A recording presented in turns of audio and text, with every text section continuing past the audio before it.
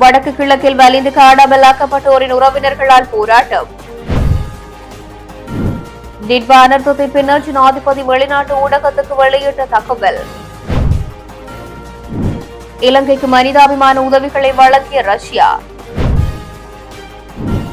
அரசு நிறுவனங்களுக்கு இடையே ஒருங்கிணைப்பு இல்லை, குற்றம் சுமத்தும் நாமல். இலங்கையை கட்டியெழுப்ப இதுவரை 1893 மில்லியன் ரூபாய் நிதி உதவி. டிட்வா புரட்டி போட்டு 700க்கும் மேற்பட்ட மத ஸ்தலங்கள். காணாமலாக்கப்பட்டவர்களுக்கு சர்வதேச நீதி வேண்டும், அமலநாயகே. பேரிடர் நிவாரணம். யாழ் மாவட்டத்தில் நடந்த பாரிய மோசடி, கம்மன் பிளவின் தகவல். லலித் குகன் வழக்கு. கோட்டாவின் சத்திய கடதாசியை மன்றில் சமர்ப்பிக்க உத்தரவு. சர்வதேச மனித உரிமைகள் தினத்தில் நமக்கான தேவை தொடர்பில் ஐநா ஆணையாளருக்கு கடிதம். அடுத்த 36 மணி நேரத்தில் பலத்த மழை, மின்னல் தாக்கம் குறித்து எச்சரிக்கை. டிட்வா பேரழிவில் காணாமல் போனவர்களுக்கு இறப்புச் சான்றிதழ் வழங்க நடவடிக்கை. மன்னார் மாவட்ட மக்கள் இயல்பு நிலைக்கு திரும்ப அதிகாரிகள் துரித நடவடிக்கைகளை மேற்கொள்ளுங்கள். கூட்டுறவு பிரதி அமைச்சர் உபாலி சமரசிங்க.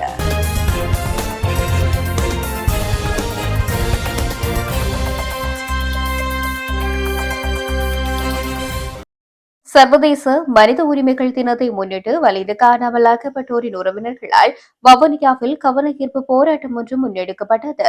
வவுனியா பழைய பேருந்து நிலையத்தின் முன்பாக குறித்த கவன ஈர்ப்பு போராட்டமானது இன்று இடம்பெற்றது.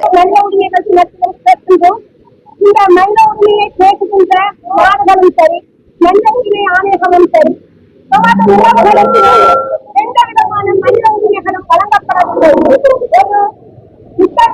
நடந்து முடிவடைந்த தீர்ப்பு கையில் ஒப்படைக்கப்பட்ட உறவுகளையும், காணாமலாக்கப்பட்ட உறவுகளையும், விசாரணைக்கு கடத்தி செல்லப்பட்டவர்களையும், கொல்லவனும் கடத்தி செல்லப்பட்டவர்களையும் தான் நாங்கள் என்ன நடந்தது அவர்களுக்கு என்று கேட்டுக் கொண்டிருந்தனர்.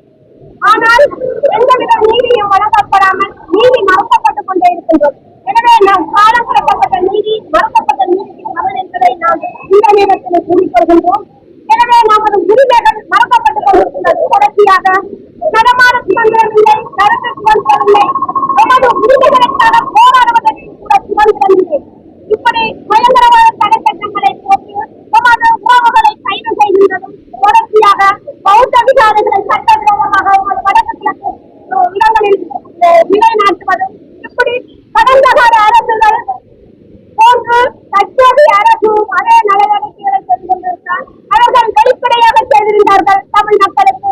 இவர் மறைமுகமாக பௌத்த பிக்குகள் மூலம் பௌத்த விகாரைகளை, புத்தர்சிலைகளை அங்கங்கே வடக்கு கிழக்கு தமிழர்கள் வாழ்கின்ற நாட்டில் அங்கங்கே சிலைகளை நிறுவி அவர்கள் மிகவும் ஒரு இனக்கலவரத்துக்கு உள்ளாக்க செய்கின்றார்கள். அவர்களே நம்மை இன்று நமது உறவுகள் உரிமைகள் மறுக்கப்பட்ட போதுதான் அவர்கள் கட்டாயமாக ஒரு ஆயுத போராட்டத்துக்கு துணிக்கப்பட்டார்கள். ஆனால் இன்று எழுதி அரசாங்கமானது கடந்த காலங்களில் 68ஆம் ஆண்டு காலங்களிலே அவரும் ஒரு பயன் யுத்தத்தை நடைபெற்று கிளர்ச்சியை ஏற்படுத்தித்தான் அவரும் அந்த 71ஆம் ஆண்டு ஒரு அமைச்சராக பதவியேற்றுள்ள போது அவருக்கு பொது மன்னிப்பு வழங்கப்பட்டு இந்த நாட்டில் எப்போது ஜனாதிபதியாக இருக்கின்றது. அதே போன்று அவரும் ஒரு பயங்கரவாதியாகத்தான் இருக்க வேண்டும். எமது உறவுகள், எமது உரிமைகள் மறுக்கப்பட்ட போதுதான் ஒரு கட்டாய நிர்பந்தத்துக்குள் ஆயுதம் ஏந்தினார்கள். அவர்கள் இன்று பயங்கரவாதிகள் என்று முத்திரகுத்தப்பட்டு உள்ளத்திலும் சரி, புலம்பெயர் போன்ற நாடுகளிலும் எமது உரிமைக்காக போராடியவர்களை பயங்கரவாதமாக சித்தரிக்கின்ற அரசு இங்கு சொல்கின்றது. உண்மையாகவே இனவாத அரசியல்களாகத்தான் இந்த இலக்குகள் நடைபெற்ற வேண்டும். ஆனால் வெளிநாடுகளில் செல்கின்ற அமைச்சர்கள் சொல்லுகின்றார்கள் பயங்கரவாதத்தால் தான் காணாமலாக்கப்பட்டார்கள் என்று. நான் ஒன்றாக கூறுகின்றோம். 2016ஆம் ஆண்டு தென்காவிலே மனித உரிமை பேரவையில வலிந்து காணாமலாக்கப்பட்டவர்கள் என்ற உடன்படிக்கையில் இலங்கை அரசானது கைச்சாத்திருக்கின்றோம். எனவே நாம் 2009ஆம் ஆண்டு அதற்கு காணாமலாக்கப்பட்ட உறவுகள் கையில் ஒப்படைக்கப்பட்ட உறவுகளுக்காக நாங்கள் நீதி கோரிக்கை கொண்டிருக்கின்ற போது 2016ஆம் ஆண்டை அவர்கள் உடன்படிக்கை செய்திருக்கின்றார்கள். எனவே நாம் அதை மீண்டும் வலியுறுத்துகின்றோம். இது புது குற்றமாக அவர்கள் செய்கின்றார்களா? இது தொடர்ச்சியாக நடைபெற்றுக் கொண்டிருக்கிற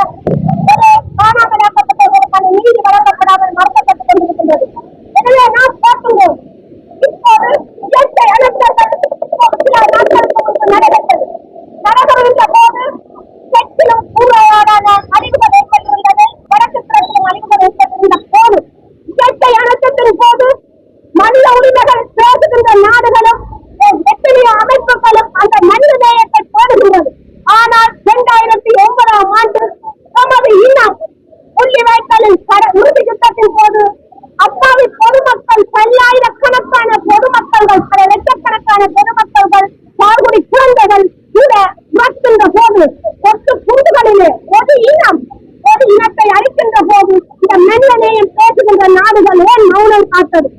ஏன் நாங்கள் ஒரு மனிதர்கள் இல்லையா? நாங்கள் ஒரு படப்பொருட்களா? நாம் ஒரு மனிதனாக நீங்கள் அப்போது எங்களை காக்கவில்லை. அவ்வளவு உலக மனித நேய நாடுகள் அனைத்துமே மௌனம் காத்து இந்த இனத்தை அழிப்பதற்கு எல்லாரும் மௌனம் காக்கின்றது. இதுவரை அந்த மௌனமானது எமக்கான ஒரு கேள்வியாக எழுப்புகின்றது. நீங்கள் எங்களை ஒரு இனமாக இந்த தேசிய இனமாக வாழ்வதற்கு நீங்கள் உரிமை கொடுக்க மாட்டீர்களா என்றால் நமது கேள்வி. நாம் எமது உறவுகளுக்கு இந்த நேரத்தில் கேட்கின்றோம். இந்த மனித உரிமை தினத்திலாவது ஒரு மனித நேயத்தை பேசுகின்றதுக்கு இன்று இயற்கை இயக்கத்துக்கு வந்திருக்கிற நாடுகள் இனியாவது காலம் கடத்தாமல் இந்த சாட்சியை உறப்பதற்கு முன்பு எங்களுக்குமான ஒரு மனிதர்களாக இந்த நாட்டில் வாழ்வதற்கு நீங்கள் இந்த மனித உரிமைகளை போடுகின்ற நாடுகள் எமக்கு ஒரு உரிமையை தர வேண்டும் என்பதை இந்த இடத்துல கேட்டுக்கொள்கிறேன். திட்வா சூறாவளிக்கு அரசாங்கம் கையாண்ட விதம் குறித்த விமர்சனங்களை எதிர்கொண்டு ஜனாதிபதி அனுரகுமார திசாநாயக்க தயார் நிலை மற்றும் நிவாரண விநியோகத்தில் முறையான இடைவெளிகளை ஒப்புக்கொண்டுள்ளார். அதே நேரத்தில் இலங்கையின் பேரிடர் முகாமை கட்டமைப்பு மற்றும் காலநிலை மீள்தன்மையை நவீனமயமாக்குவதற்கான ஒரு விரிவான திட்டத்தையும் அவர் வெளியிட்டுள்ளார். அமெரிக்க ஊடகம் ஒன்றுக்கு வழங்கிய சபையில் அவர் இதனை குறிப்பிட்டுள்ளார். சூறாவளி பேரழிவு மற்றும் உயிர்களை காவு கொண்ட விதத்தை விவரித்துள்ள ஜனாதிபதி பாதுகாப்பு படைகள், போலீஸ், உள்ளூர் அதிகாரிகள் மற்றும் சர்வதேச பங்காளிகள் விரைவாக அணிதிரண்டதாக குறிப்பிட்டார். இந்த நிலையில் உள்ளூர் தயார் நிலை, நில பயன்பாட்டு அமுலாக்க மற்றும் நிவாரண விநியோகத்தின் வேகத்தில் உள்ள பலவீனங்களை அவர் வெளிப்படையாகவே சுட்டிக்காட்டினார். இதேவேளை தமது அரசாங்கம் இந்த பிரச்சினைகளை சரி செய்ய விரும்புவதாகவும் இதற்காக உண்மையான வளங்கள் மற்றும் சட்ட அதிகாரத்துடன் அதிகாரம் பெற்ற தேசிய பேரிடர் மேலாண்மை அதிகார சபை உருவாக்கப்பட்டுள்ளதாகவும் அவர் தெரிவித்துள்ளார். இந்தியா, பாகிஸ்தான் மற்றும் மாலைதீவு உட்பட்ட நாடுகள் சரியான நேரத்தில் இலங்கைக்கு உதவியதாகவும் ஜனாதிபதி தெரிவித்தார். ரஷ்யா மனிதாபிமான உதவிகளை விமானம் மூலம் அனுப்பி வைத்துள்ளது. 35 தொன் மனிதாபிமான உதவிகளை ஏற்றி சென்ற விமானம் ஏற்கனவே இலங்கைக்கு புறப்பட்டுள்ளதாக தூதர் குணசேகர கூறியுள்ளார். இந்த நிவாரணங்கள் இன்று இலங்கைக்கு கிடைக்கும் என்று எதிர்பார்க்கப்படுகின்றது.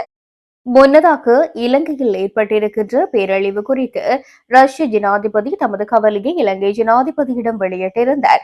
பேரிடரினால் பாதிக்கப்பட்டுள்ள இலங்கையை மீள கட்டியெழுப்பும் அரசாங்கத்தின் வேலை திட்டத்திற்கு 1893 மில்லியன் ரூபாய் நிதி உதவி கிடைத்துள்ளதாக நிதி திட்டமிடல் மற்றும் பொருளாதார அபிவிருத்தி அமைச்சு தெரிவித்துள்ளது.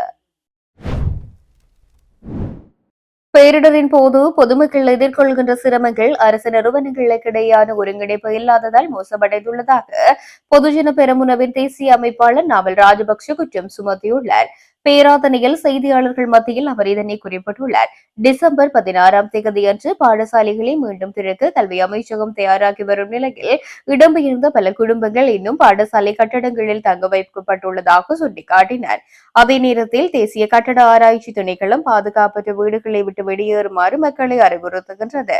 எனினும் பாடசாலைகளை திறப்பதற்காக இடம்பெயர்ந்த மக்கள் குறித்து பாடசாலைகளில் இருந்து வெளியேறுமாறு கேட்டுக் கொள்ளப்படுகின்றார்கள் என்று நாமல் சுட்டிக்காட்டினார். இந்த நிலைமை முரண்பாடானது மற்றும் மோசமான ஒருங்கிணைப்பு என்றும் அவர் குறிப்பிட்டுள்ளார். இந்த நிலையில் நாடாளுமன்றத்தை விரைவாக மீண்டும் கூட்டுவது அரசாங்கம் பொதுமக்கள் எதிர்கொள்ளும் பிரச்சினைகளை நன்கு புரிந்து கொண்டு பதிலளிக்க உதவும் என்றும் ராஜபக்ஷ தெரிவித்துள்ளார். இதேவேளை பேரிடர் தொடர்பான முன்னெச்சரிக்கைகள் மற்றும் தகவல்கள் எவ்வாறு பொதுமக்களுக்கு தெரிவிக்கப்பட்டன என்பதை விசாரிக்க ஒரு தெரிவுக்குழுவை அமைக்க வேண்டும் என்றும் அவர் அழைப்பு விடுத்துள்ளார். திட்வா சூறாவளியால் 764 மதஸ்தலங்கள் பகுதியளவு அல்லது முழுமையாக சேதமடைந்துள்ளதாக பௌத்த மத மற்றும் கலாச்சார விவகார அமைச்சர் சுனில் செனவி என்று தெரிவித்தார். இதில் மும்மத தலங்களும் அடங்கியுள்ளன. 379 விகாரிகள், 165 கோவில்கள், 63 கத்தோலிக்க தேவாலயங்கள் மற்றும் 157 பள்ளிவாசல்கள் சேதமடைந்துள்ளன. பேரிடர் சூழ்நிலை காரணமாக பல மாவட்டங்களில் 18 கலாச்சார மையங்களும் சேதமடைந்துள்ளதாக குறிப்பிட்டார். அனைத்து மதஸ்தலங்களையும் புதுப்பித்து மீட்டெடுக்கும் பொறுப்பை அரசாங்கம் ஏற்கும் என்றும் இது பல கட்டங்களாக முன்னெடுக்கப்பட உள்ளன. சுத்தம் செய்தல் மற்றும் மத சடங்குகளை தொடங்குவதற்கு அரசாங்கம் 25,000 ரூபாய் முதற்கட்டமாக வழங்க உள்ளது. பகுதியளவு சேதமடைந்த மதஸ்தலங்களுக்கான மதிப்பீடுகள் ஏற்கனவே கோரப்பட்டுள்ளன. ஒவ்வொரு காலகட்டத்திலும் ஒவ்வொரு பிரச்சனைகள் வருகின்றன. அப்பிரச்சனைகளை வைத்து எமது உறவுகளுக்கான நீதி கேட்கும் விடயம் மழுங்கடிக்கப்பட்டு வருகின்றது. எமது உறவுகளுக்கான தீர்வு வேண்டும். அது சர்வதேசத்தின் ஊடாகவே வேண்டும் என்பதை தான் நாங்கள் எங்கள் ஒவ்வொரு போராட்டம் ஊடாகவும் ஊடக சந்திப்புகள் ஊடாகவும் வெளிப்படுத்தி வருகின்றோம் என மட்டக்களப்பு மாவட்ட வலிந்து காணாமலாக்கப்பட்ட உறவுகள் சங்கத்தின் தலைவி திருமதி அமலநாயகி தெரிவித்தார்.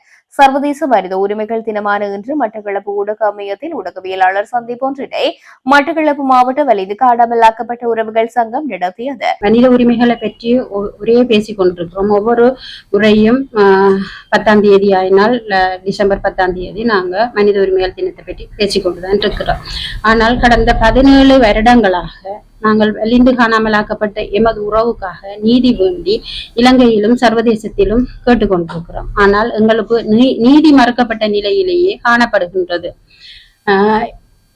தற்போதைய அரசானது எல்லாரும் போற்றப்படுகின்ற ஒரு அரசாக பார்க்கப்பட்டாலும் எமக்கான பாதிக்கப்பட்ட எமது உறவுகள் காணாமலாக்கப்படுதலுக்கான ஒரு நீதி பொறிமுறையை உருவாக்குவதற்கு இயலாத ஒரு ஜனாதிபதியாகத்தான் இருக்கின்றார். ஏனென்றா அவங்களும் இனவாதத்தோட தான் செயற்பட்டு வராங்க. ஏனென்றா கடந்த காலங்களில் இந்த அரசால சொல்லப்பட்டிருந்தது, எக்காரணம் கொண்டும் இலங்கை இராணுவத்தினர் மீது நாங்கள் விசாரணை நடத்தப்பட மாட்டாதுன்றதை திட்ட தெளிவாக சொல்லியிருக்கிறார்கள். அதன் அடிப்படையில் நாங்கள் சர்வதேச நீதியை கோரி 2017ஆம் ஆண்டில் இருந்து இதுவரைக்கும் நாங்கள் சர்வதேசத்துக்கும் எங்களுடைய குரல்களை சர்வதேசம் சென்றும் நாங்கள் எங்களுடைய குரல்களை கொடுத்து கொண்டிருக்கின்றோம். அதே போன்று இங்கேயும் நாங்கள் எங்களுக்கு சர்வதேச நீதி பொறிமுறை வேணும் என்றதை வலியுறுத்தி இருக்கின்றோம். இன்றைய சர்வதேச மனித உரிமைகள் தினத்தை முன்னிட்டு கிழக்கில் அம்பாறையிலும் வடக்கில் வவுனியாவிலும் இன்றைய தினம் ஒரு பேரணி ஒன்று இடம்பெற்றுக் கொண்டு இருக்கின்றது.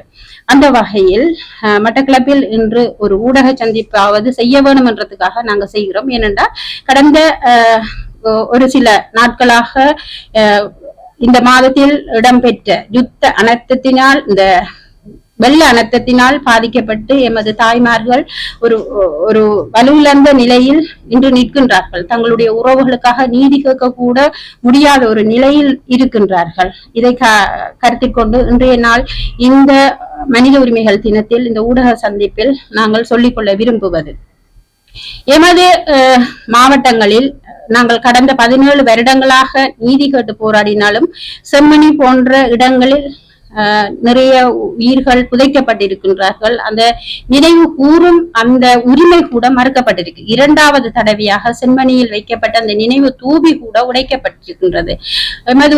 இந்த அரசை புகழாரம் சூட்டிக்கொண்டு ஒவ்வொருத்தரும் இருக்கும் வேளையில் ஊடகவியலாளர்களோட விசாரணை என்ற அடிப்படையில் அவர்களுக்கு உளவியல் தாக்கத்தையும் உண்டு பண்ணி இருக்கின்றார்கள். பல இடங்களில் புதகுழிகள் கண்டுபிடிக்கப்பட்டாலும் அதற்கான சரியான சர்வதேச விசாரணைகள் இல்லை.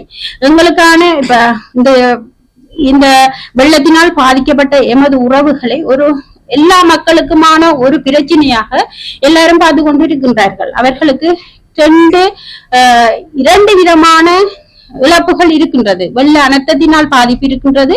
தமது அன்றாட உழைக்கும் கணவன்மாரை பிள்ளைகளை தொலைத்து விட்டு வருமானமின்றி நிற்கதியாகி நிற்கும் தாய்மாரையும் ஒரே நிலையில் இந்த அரசு பார்த்து கொண்டிருக்கின்றது. ஆனால் அவர்களுக்கு எந்த விதத்திலும் ஒரு வருமானம் இல்லாத நிலையில் அவர்கள் மீது ஒரு விசேட ஒரு கரிசனை எடுப்பதாக அரசாங்கமும் இல்லை. அதே போன்று நாங்கள் சர்வதேசத்தின் ஊடாக இந்த பல முறை இந்த விஷயங்களை நாங்க வலியுறுத்தி இருக்கின்றோம். எங்களுக்கு ஒரு சர்வதேசத்தின் ஊடான ஒரு விசாரணை வேணும். அவங்கள கண்காணிப்போட அவர்கள் ஒரு நிபுணர் குழு நியமிச்சு இந்த இலங்கையில காணாமலாக்கப்பட்ட பிரச்சனைக்கு ஒரு தீர்வு காணப்பட வேணும். ஆனா அந்த ஒரு எண்ணமே இல்லாத மாதிரி தான் இந்த அரசும் செயற்பட்டு கொண்டிருக்குது. ஒவ்வொரு காலகட்டத்துக்கும் ஒவ்வொரு பிரச்சனைகள் வருது. அந்த பிரச்சனைகள் வந்தவுடனே எங்களுடைய உறவுகளுக்கு நீதி கேட்கின்ற பிரச்சனை மழுங்கடிக்கப்பட்டு கொண்டு போகின்றது. எங்களுக்கு அந்த நிரந்தரமான ஒரு தீர்வு எங்களுக்கு வேணும். அது சர்வதேசத்தின் ஊடாக வேணும் என்றதை நாங்க ஒவ்வொரு ஊடகத்திலோ சரி அல்லது ஒரு போராட்டத்திலோ சரி சர்வதேசத்திடமோ சரி அழுத்தமாக நாங்க தெரிவிச்சு கொண்டிருக்கோம். ஆனால் அத எந்த விதத்திலையும் கணக்குல எடுக்கிற மாதிரி இல்ல. கால அவகாசங்களை கொடுத்து எங்களோட தாய்மார் இது வரைக்கும் 350 பேருக்கு மேல இறந்திருக்கிறார்கள். ஆனா அவர்கள் தங்களோட உறவுகள் இந்த நிலை அறியாமலே இறந்திருக்கிறார்கள். அப்ப இப்படியே காலங்கள் போய்கொண்டே இருக்குதே தவிர எந்த ஒரு எங்களுக்கான ஒரு நீதி பொறுப்பு கூறல் உண்மையை கண்டறிதல் மீள் நிகழாமை என்றதை எந்த இடத்திலையும் இந்த அரசாங்கமும் சரி எந்த அரசாங்கமும் வலியுறுத்துறது இல்லை. இதுதான் உண்மையாகவே நடந்து கொண்டிருக்குது. இந்த மனித உரிமை தினத்திலாவது எங்களுடைய மனித உரிமைகள் நிலைநிறுத்தப்பட வேண்டும் என்பதை கேட்டுக்கொள்கின்றோம். அதே போன்று இந்த மொழி என்றது ஒரு பிரச்சனை எங்களுக்கு. இந்த இப்ப நடந்த இந்த வெள்ள அனர்த்தத்தில கூட ஒரு பாகுபாடு நடந்திருக்குது. அந்த ஒரு 68 அவங்களுக்கான முன் அறிவித்தல்கள் 68 சிங்கள மொழியிலும் தமிழ் மொழியிலேயும் ஒரு 16 15 தான் தமிழ் மொழியில அவங்களுக்கான அறிவித்தல் கொடுக்கப்பட்டிருக்குது. சரியான முறையில 2 மொழிகளிலேயும் அந்த அறிவித்தல்கள் கொடுக்கப்பட்டிருந்தால் இன்றைய இந்த உயிரிழப்புகள் சில வேளை பாதுகாக்கப்பட்டிருக்கலாம். அப்ப இந்த இப்படியான மொழி பிரச்சனைகளும் எங்களுக்கு பெரிய ஒரு பாரிய ஒரு மன அழுத்தங்களை தந்து கொண்டிருக்குது. இந்த நேரத்துல எங்களோட உறவுகளை நாங்க நினைவு கூறி அவர்களுக்கான ஒரு நீதியை பெறவணும், அவர்களுக்கு என்ன நடந்தது என்று தெரியாம அன்றாடம் நாங்க கண்ணீரோடையும் ஒவ்வொரு வீதி போராட்டங்கள்லையும் ஈடுபட்டு கொண்டுதான் இருக்கிறோம். இது சர்வதேசத்துக்கு கூட ஒரு கொஞ்சம் கூட மனசுல இரக்கம் இல்லையான்றது தெரியல. சர்வதேச தாண்டிய நாடுகள் அவங்க கொஞ்சம் எங்களோட பிரச்சனைகளை கரிசனையில கொள்ள வேணும். நாங்க காலங்காலமாக ஒவ்வொரு ஆட்சி மாறக்குள்ள நீங்க கால அவகாசங்களை கொடுக்குறீங்க, அது எங்களுக்கு சரியான ஒரு மன வேதனை அளிக்கிறது. எங்களோட உறவுகளுக்கு என்ன நடந்ததுன்றதை நாங்க கேட்டுக்கொண்டிருக்கிறோம். நாங்க அந்த நிலை அறியாம ஒவ்வொரு நாளும் ஒவ்வொரு நிமிஷமும் நாங்க இறந்து கொண்டிருக்கிறோம் என்றுதான் அணுவணுவாக சித்திரவதப்பட்டு மன உளைச்சலுக்கு உள்ளாகப்பட்டு அவர்களுக்கு என்ன நடந்ததோ என்று தெரியாத ஒரு நோயாளிகளாக ஆகியிருக்கிறோம். இன்றைக்கு ஒவ்வொரு தாய்மாரும் இன்றைக்கு இந்த மாசத்துக்குள்ள மட்டும் 3 பேர் எங்களோட உறவுகளை தேடி இருந்த தாய்மார் மட்டக்களப்பு மாவட்டத்தில் இறந்திருக்கிறார்கள். இப்படி ஒவ்வொரு சாட்சியங்களாக அளிக்கப்படுது. இதை இந்த ஜனாதிபதி சிரிச்சு காலத்தை கடத்தி கொண்டு போற இந்த காலங்கள் கடந்து போறதால எங்களுக்கு நடந்த இந்த காணாமலாக்கப்படுதல், வலிந்து காணாமலாக்கப்படுதல், வடக்கு கிழக்கு தமிழ் மக்களுக்கு நடந்த ஒரு இன அழிப்பு, இந்த இன அழிப்புக்கு ஒரு பொறுப்பு கூறல் என்ற ஒரு விஷயம் வராது. ஏன்னு சொன்னா செய்ய சொன்னதும் இந்த சிங்கள அரசு தான், செய்ததும் சிங்கள இராணுவத்தினர் தான். இராணுவத்தை விசாரிக்காமல் எப்படி எங்களோட உறவுகளை கண்டுபிடிக்க போறாங்க? எங்களோட உறவுகளை நாங்க தேடி அவர்கள் தரவுகளை நாங்க எடுக்கிறத விட அரசாங்கம் எதுவுமே செய்யதில்லை. எங்கள்கிட்ட இருந்து தரவுகளை பெற்றுக் கொண்டு இருக்கிறாங்க. அப்ப இது ஒரு உலக நாட்டுக்கு சர்வதேசத்துக்கு காட்டுற ஒரு நாடகமாக இதை பல வருஷமாக செய்து கொண்டிருக்காங்க. இதை நாங்க வலியுறுத்தி சொல்லியும் சர்வதேசமும் ஏனென்று தெரியல எங்களுக்கு பரமுகமாக இருக்குது. இந்த முறை பெரும் அறிக்கையை மட்டும் அதுல வச்சிருக்கிறாங்க. எங்களோட உறவுகளுக்கு நடந்த விஷயங்களை ஏன் இந்த சர்வதேசம் ஒரு பொறுப்பு உணர்வோட அவங்க ஒரு குழுவை நியமிச்சு எங்களுக்கான ஒரு சுயாதீன விசாரணைய குற்றவாளிகள்கிட்ட போய் நாங்க நீதி கேட்க இயலாது. ஏனென்றால் அவங்க குற்றம் செய்தவர்கள், அவர்களாலதான் எங்களோட உறவுகள் காணாமல் ஆக்கப்பட்டிருக்கிறார்கள். தங்கண்ட சாட்சியங்களாக நாங்க இருக்கிறோம். அந்த சாட்சியங்களை வச்சு விசாரிச்சாலே அல்லது அந்த உரிய நபர்களை விசாரிச்சாலே பல உண்மைகள் வெளியில வரும். எங்களோட உறவுகள் எங்கன்றது தெரிய வரும். அப்ப அந்த பிரச்சனைக்கு ஒரு தீர்வு இல்லாத ஒரு நீண்ட கால ஒரு போராட்டமாக நீண்ட கால ஒரு பலியாகவே இதை செய்து கொண்டிருக்குது ஒவ்வொரு அரசாங்கங்களும். யாழ்ப்பாணத்தில் காணாமலாக்கப்பட்டு லலித் மற்றும் குகன் ஆகிய இருவர் தொடர்பிலும் சாட்சியம் அளிக்க அப்போதைய பாதுகாப்பு செயலாளர் யாழ்ப்பாணம் வருவதற்கு என்ன அச்சுறுத்தல் இருக்கிறது என்பதை நியாயமான காரணங்களுடன் சத்திய கடதாசியை மன்றில் சமர்ப்பிக்குமாறு யாழ்ப்பாண நீதவான் நீதிமன்றம் உத்தரவிட்டுள்ளது. கடந்த 2011ஆம் ஆண்டு மனித உரிமைகள் தினமான டிசம்பர் மாதம் 10ஆம் தேதி யாழ்ப்பாண நகரில் நடத்த திட்டமிடப்பட்ட காணாமலாக்கப்பட்டோர் உறவினர்களின் போராட்டத்தை ஒழுங்கமைப்பதில் ஈடுபட்டிருந்த லலித்குமார் வீரராஜ் மற்றும் குகன் முருகானந்தன் ஆகியோர் ஆவரங்கால் பகுதியில் வைத்து முதல் நாள் காணாமலாக்கப்பட்டனர். அதனை அடுத்து லலித் மற்றும் குகன் ஆகியோரின் உறவினர்களால் ஆள்கொணர்வு மனு கடந்த 2012ஆம் ஆண்டு கொழும்பு மேன்முறையீட்டு நீதிமன்றில் தாக்கல் செய்யப்பட்டது. இந்த மனு மீதான விசாரணையின் போது இந்த கடத்தல் சம்பவம் தொடர்பாக சம்பந்தப்பட்ட சாட்சிகளை விசாரணை செய்து அறிக்கை சமர்ப்பிக்குமாறு யாழ்ப்பாணம் நீதவான் நீதிமன்றத்துக்கு கொழும்பு மேன்முறையீட்டு நீதிமன்றம் உத்தரவிட்டது. இதனை அடுத்து யாழ்ப்பாணம் நீதவான் நீதிமன்றில் 2012ஆம் ஆண்டு செப்டம்பர் 19ஆம் தேதி விசாரணைகள் ஆரம்பமாகின. அந்நிலையில் குறித்த வழக்கு விசாரணைகளின் போது கடந்த 2017ஆம் ஆண்டு மனுவின் சாட்சியாளர்கள் பட்டியலில் முன்னாள் பாதுகாப்பு செயலாளர்கள் கோட்டாபய ராஜபக்சவின் பெயர் இணைக்கப்பட்டது. அதனைத் தொடர்ந்து நடைபெற்ற வழக்கு விசாரணைகளை தொடர்ந்து கோட்டாபய ராஜபக்ச மன்றில் தோன்றி சாட்சியம் அளிக்குமாறு மன்று உத்தரவிட்டது. பாதுகாப்பு காரணங்களால் தன்னால் யாழ்ப்பாணம் வர முடியாது என தொடர்ச்சியாக கோட்டாபய ராஜபக்ச தெரிவித்து வந்தார். இந்த நிலையில் இன்றைய தினம் புதன்கிழமை நடைபெற்ற வழக்கு விசாரணைகளின் போது கோட்டாபய ராஜபக்ச நிகழ்நிலை அதாவது ஆன்லைன் ஊடாக தோன்றி மன்றில் சாட்சியம் அளிக்க தனது சட்டத்தரணிகள் ஊடாக விண்ணப்பம் செய்தார். அதனை அடுத்து கோட்டாபய ராஜபக்ச யாழ்ப்பாணம் வருகை தருவதில் உள்ள பாதுகாப்பு அச்சுறுத்தல்கள் தொடர்பில் சத்திய கடதாசியை மன்றில் சமர்ப்பிக்குமாறு உத்தரவிட்ட மன்று அடுத்த வழக்கு விசாரணைகளை எதிர்வரும் பிப்ரவரி 6ஆம் தேதிக்கு ஒத்திவைத்தது.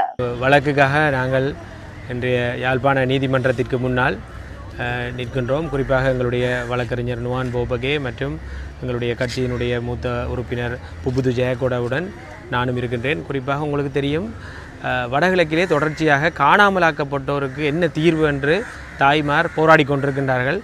அந்த போராட்டத்திற்கு ஆரம்ப காலகட்டத்திலே 14 வருடத்திற்கு முன்னர் இதே நாளில், அதாவது ஒரு மனித உரிமை நாளில், ஒரு மனித உரிமையை போற்றக்கூடிய ஒரு நாளில் லலித் மற்றும் குகன் ஆகியோர் யாழ்ப்பாணத்துக்கு வருகை தந்து இந்த காணாமலாக்கப்பட்டோருடைய உறவினர்களோடு இணைந்து ஒரு ஏற்பாடொன்றை செய்வதற்காக, ஒரு பத்திரிகையாளர் சந்திப்பை நடத்துவதற்காக ஆரம்பகட்ட பணிகளை செய்து கொண்டிருந்தார்கள். அந்த நேரத்தில் அவர்கள் கடத்தப்பட்டு காணாமலாக்கப்பட்டார்கள். இன்று வரை அவர்கள் தொடர்பாக எந்த விதமான செய்திகளும் இல்லை. குறிப்பாக ஹேலிய ரம்புக்வெல அவர்கள் பாதுகாப்பு படையினரும் இருக்கின்றார் என்ற ஒரு கருத்தை முன்வைத்திருந்தார். அந்த அடிப்படையில் அன்றைய பாதுகாப்பு செயலாளராக இருந்தவர் கோட்டாபய ராஜபக்ச. எனவே இவர்களிடம் பொறுப்பு இருக்கின்றது, பொறுப்பை கூற வேண்டிய அவசிய கடப்பாடு இருக்கின்றது.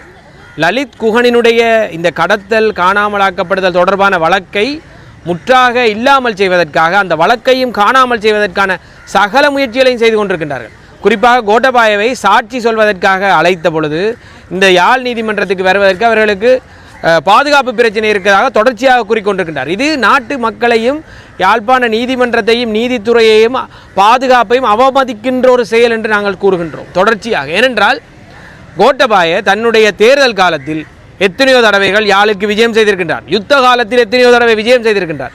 இன்று எந்த ஒரு சிக்கலும் இல்லாத நிலையில், பாதுகாப்பு பிரச்சனை இல்லாத நிலையில் வடக்கு கிழக்கு இருக்கின்றது. அப்படி இருந்தும் தொடர்ச்சியாக பொய்க்காரணங்களை கூறி நீதிமன்றத்திற்கு வராமல் இருக்கின்ற இந்த கோட்டாபாய தொடர்பாக மக்கள் புரிந்து கொள்ள வேண்டும். அடுத்தது, இந்த கடத்தல் மற்றும் காணாமலாக்களுக்கு பின்னால் இவர்களுடைய பங்களிப்புகள் இருக்கின்றது என்பதை இப்படியான செயற்பாடுகள் மூலம் தொடர்ச்சியாக உறுதிப்படுத்தி கொண்டிருக்கின்றார்கள். எனவே மனித உரிமையை காப்பதற்காக வடகிழக்கில் காணாமலாக்கப்பட்ட உறவுகளுக்கு என்ன நடந்தது என்று கோருவதற்காக, அவர்களுக்கு ஒத்துழைப்பு வழங்குவதற்காக வந்த லலித் குகனுக்கு என்ன நடந்தது என்பதை நாங்கள் அறிந்தே தீர்வோம். அவர்களை காணாமல் ஆக்கியோருக்கு தக்க தண்டனை பெற்றுக் கொடுத்தே தீர்வோம் என்ற அடிப்படையில் நாங்கள் இந்த வழக்கை கையாண்டு கொண்டிருக்கின்றோம். நன்றி. இன்றைய வழக்கின் முக்கியமான ஒரு விடயமாக வரும் பிப்ரவரி 6ஆம் தேதி கோட்டாபாய அவர்களை ஒரு சத்திய கடதாசி ஒன்று முடித்து தருமாறு கோரியிருக்கின்றார்கள். குறிப்பாக யாழ்ப்பாணத்துக்கு வருவதற்கு அவருக்கு என்ன பாதுகாப்பு பிரச்சனையாக இருக்கின்றது என்பதை முற்றுமுழுதாக தெளிவாக குறிப்பிட்டு கூறச் சொல்லியிருக்கின்றார்கள் நீதிமன்றத்தால். யாழ்ப்பாணம் குறிகட்டுவான் இறங்குதுறைக்கு செல்லும் பாதை துரிதகதியில் புனரமைக்கப்பட்டு வருகின்றது. குறிகட்டுவான் இறங்குதுறை பகுதி புனரமைப்பு பணிகள் போக்குவரத்து, நெடுஞ்சாலைகள் மற்றும் துறைமுகங்கள் சிவில் விமான சேவைகள் அமைச்சின் 299 மில்லியன் நிதி ஒதுக்கீட்டில் மேற்கொள்ளப்பட உள்ள நிலையில் அதற்கான அடிக்கல் நாட்டும் நிகழ்வு கடந்த அக்டோபர் மாதம் 5ஆம் தேதி இடம்பெற்றது. இந்நிலையில் கடந்த மாதம் இறுதியில் ஏற்பட்ட பேரிடரில் குறிகட்டுவான் இறங்குதுறை மற்றும் அதற்கு செல்லும் பாதை மிக மோசமாக பாதிப்படைந்து ஆபத்தான நிலையில் காணப்பட்டது. அந்நிலையில் தற்போது இறங்குதுறைக்கு செல்லும் பாதை அகலமாக்கப்பட்டு துரிதகதியில் புனரமைப்பு பணிகள் முன்னெடுக்கப்படுகிறது. இன்று சர்வதேச மனித உரிமைகள் தினம். வலிந்து காணாமலாக்கப்பட்டவர்களின் பெற்றோர்களும் அன்புக்குரியவர்களுமான நாங்கள் எங்கள் குடும்ப உறுப்பினர்களை தேடி 16 ஆண்டுகளுக்கு மேலாக போராடி வருகின்றோம். எங்கள் போராட்டம் பதில்களோ அன்றி நீதியோ இல்லாமல் தொடர்கின்றது. எங்கள் அன்புக்குரியவர்களின் நிலை என்ன என்று தெரியாமல் வாழ்க்கை தாங்க முடியாத அளவு துயரமாக உள்ளது. இந்த சர்வதேச மனித உரிமைகள் தினம் 1948 டிசம்பர் 10 முதல் அனுசரிக்கப்பட்டு வருகிறது. இந்த ஆண்டு முதல், அதாவது இலங்கைக்கு சுதந்திரம் கிடைத்தது தொடக்கம், இலங்கையில் தமிழர்கள் படிப்படியாக ஓரங்கட்டப்பட்டு ஒடுக்கப்பட்டு அவர்களின் உரிமைகள் மறுக்கப்பட்டு இனப்படுகொலையால் பாதிக்கப்பட்டு வருகின்றனர். இனப்படுகொலையின் மிகவும் கொடூரமான இனப்படுகொலை ஒன்று முள்ளிவாய்க்காலில் 2009 மே மாதம் மேற்கொள்ளப்பட்டது. சரணடைந்தவர்கள் விசாரணைக்கு பிறகு விடுவிக்கப்படுவார்கள் என்று பொய்யான வாக்குறுதி அளித்து அதை நம்பி தாமாகவே சரணடைந்தவர்கள் 29 குழந்தைகள் உட்பட குடும்பமாக சரணடைந்தவர்களும் உறவுகளால் கையளிக்கப்பட்டவர்களும் இலங்கை அரசாங்கத்தால் வலிந்து காணாமலாக்கப்பட்டார்கள். அந்த நாள் முதல் எங்கள் வலி மற்றும் போராட்டம் நின்ற பாடில்லை. 16 ஆண்டுகளுக்கு மேலாக நீதிக்காக போராடும் எம்மை பொறுத்தவரை இந்த ஆண்டின் மனித உரிமைகள் தினத்தின் கருப்பொருளாக இந்த குற்றங்களுக்கான பொறுப்பேற்பே உள்ளது.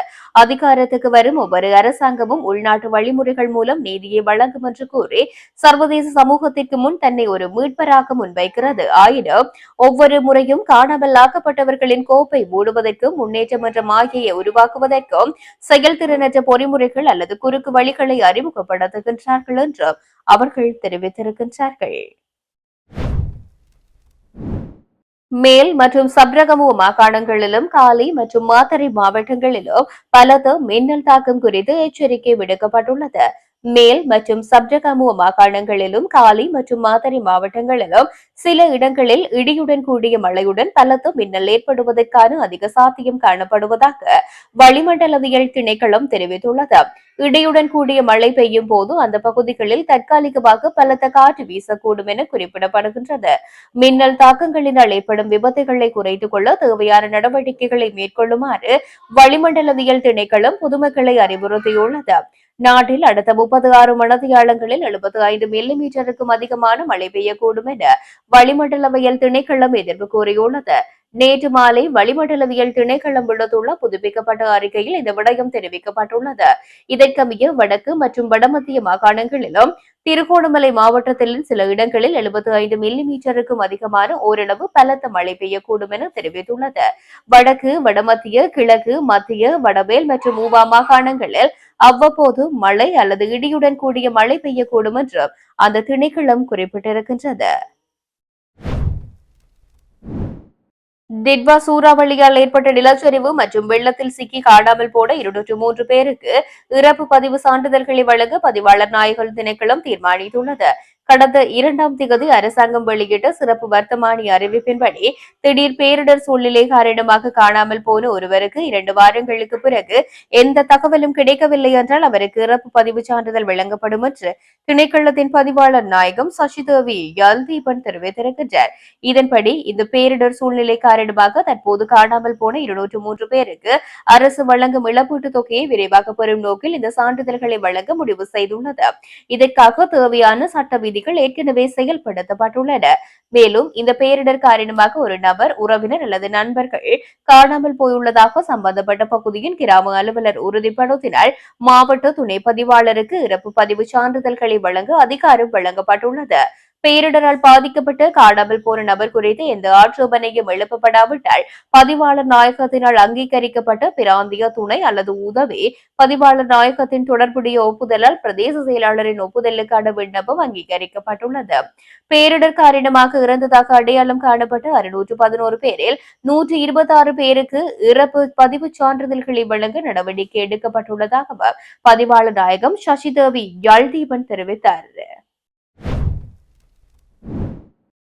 நாட்டில் ஏற்பட்ட புயல் மற்றும் வெள்ள அனர்த்தம் காரணமாக மன்னார் மாவட்டத்தில் பாதிக்கப்பட்ட மக்கள் இயல்பு நிலைக்கு திரும்புவதற்கு துரித நடவடிக்கைகளை மேற்கொள்ளுமாறு மன்னார் மாவட்ட ஒருங்கிணைப்பு குழு தலைவரும் கூட்டுறவு பிரதி அமைச்சருமான பாலி சமரசிங்க தெரிவித்தார். நாட்டில் ஏற்பட்ட புயல் மற்றும் வெள்ளம் காரணமாக மன்னார் மாவட்டத்தில் பாரிய அனர்த்தங்கள் ஏற்பட்டுள்ளது. குறித்த இடர்பாடுகளில் இருந்து மாவட்டத்தையும் மக்களையும் இழக்கட்டி எழுப்புவது குறித்து விசேட கலந்துரையாடல் இன்றைய தினம் மாலை 2 மணியளவில் மன்னார் மாவட்ட செயலகத்தில் மன்னார் மாவட்ட ஒருங்கிணைப்பு குழு தலைவரும் கூட்டுறவு பிரதி அமைச்சருமான உபாலி சமரசிங்க தலைமையில் இடம்பெற்றது. மன்னார் மாவட்ட அரசாங்க அதிபர் கனகேஸ்வரனின் ஏற்பாட்டில் குறித்த கலந்துரையாடல் இடம்பெற்றிருந்தது. இதில் மேலதிக அரசாங்க அதிபர்கள், பிரதேச செயலாளர்கள், உள்ளூராட்சி மன்றங்களின் தவிசாளர்கள் அழைக்கப்பட்டவர்கள். இதன்போது மன்னார் மாவட்டத்தில் மன்னார், நானட்டான், முசலி, மாந்தை மேற்கு மற்றும் மடு ஆகிய 5 பிரதேச செயலாளர்கள் பிரிவுகளிலும் புயல் மற்றும் வெள்ள அனர்த்தம் காரணமாக ஏற்பட்ட பாதிப்புகள் குறித்து விரிவாக கலந்துரையாடப்பட்டது. இதன்போது அவர் இவ்வாறு தெரிவித்தார். இதன்போது மக்களின் இயல்பு வாழ்க்கைக்கு ஏற்ற வகையில் அவர்களை தயார்படுத்தும் வகையில் சேதமாகியுள்ள வீடுகளை புனரமைத்து மக்கள் போக்குவரத்திற்கு ஏற்ற வகையில் நடவடிக்கைகளை மேற்கொள்ளுதல், வீதி அபிவிருத்தி திணைக்களம், பிரதேச சபைகளுக்கு உரிய அறிவுறுத்தல்கள் வழங்கப்பட்டிருக்கின்றன. மேலும் அசாதாரண காலநிலைக்கு முன்னர் மன்னார் மாவட்டத்தில் 35,000 ஏக்கர் நெற்பயிர்ச்செய்கை பயிரிடப்பட்டிருந்தது. இதில் சுமார் 20,000 நெற்பயிர்ச்செய்கை அசாதாரண காலநிலை காரணமாக அழிவடைந்திருக்கின்றது. மன்னார் மாவட்டத்தில் அழிவடைந்த மாகாண, மத்திய, கமநல சேவை திணைக்களங்களுக்கு சொந்தமான குளங்களை தற்காலிகமாக புனரமைத்து நீரை தேக்கி வைப்பதற்கு ஏற்ற வகையில் உரிய ஏற்பாடுகளை மேற்கொள்ள உரிய திணைக்களங்களுக்கு இந்த நிலையில் பணிப்புரை விடுக்கப்பட்டிருக்கின்றன.